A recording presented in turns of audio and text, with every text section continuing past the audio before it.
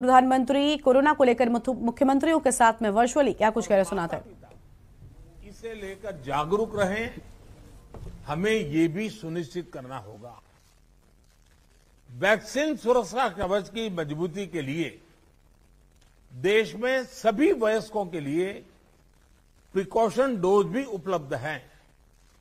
Teachers, parents और बाकी eligible लोग भी प्रिकॉशन डोज ले सकते हैं।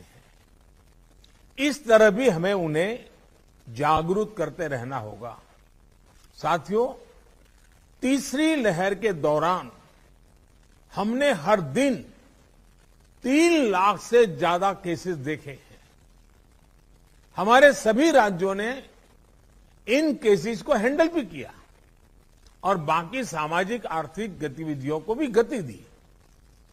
यही बैलेंस आगे भी हमारी स्ट्रेटेजी का हिस्सा रहना चाहिए।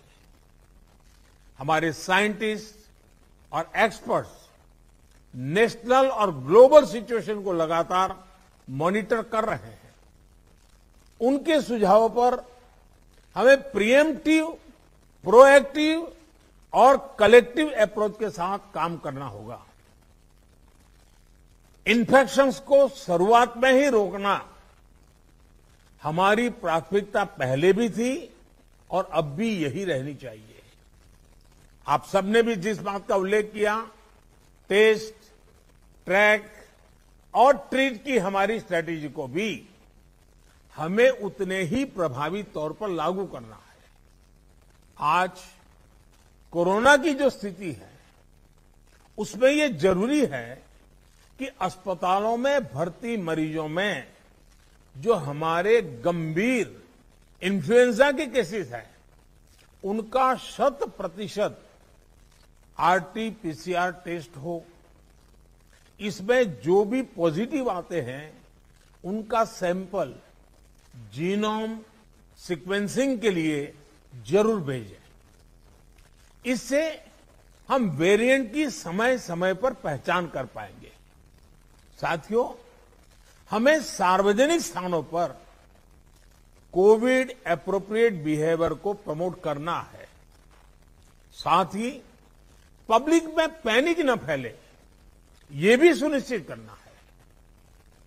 साथियों, आज की इस चर्चा में हेल्थ इंफ्रास्ट्रक्चर को अपग्रेड करने के लिए जो काम हो रहे हैं उनकी भी बात हुई।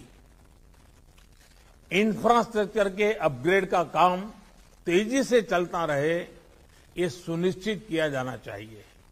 बेड्स, वेंटिलेटर्स और पीएसए ऑक्सीजन प्लांट जैसी सुविधाओं के मामले में हम काफी बेहतर स्थिति में हैं, लेकिन ये सारी सुविधाएं फंक्शनल रहे, हमें ये भी सुनिश्चित करना होगा और उसको मॉनिटर किया जाए, जिम्मेवारी तय की जाए ताकि कभी जरूरत पड़े तो हमें संकट ना आए।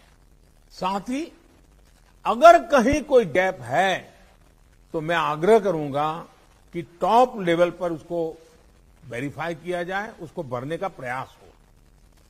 मेडिकल कॉलेजेस, जिला अस्पताल, इन सब में हमें अपने मेडिकल इंफ्रास्ट्रक्चर को भी स्केल अप करना है और मैन पावर को भी स्केल अप करना है।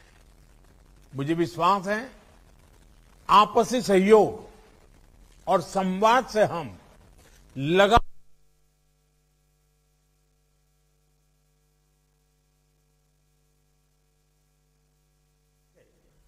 कोरोना के खिलाफ लड़ाई लड़ते भी रहेंगे और रास्ते भी निकालते रहेंगे।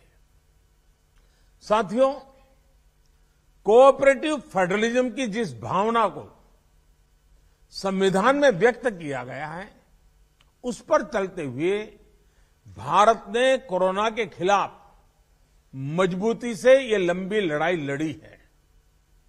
वैश्विक परिस्थितियों की वजह से, बाहरी कारकों की वजह से देश की आंतरिक परिस्थितियों पर जो प्रभाव होता है, केंद्र और राज्यों ने मिलकर उसका मुकाबला किया भी है और आगे भी करना ही होगा।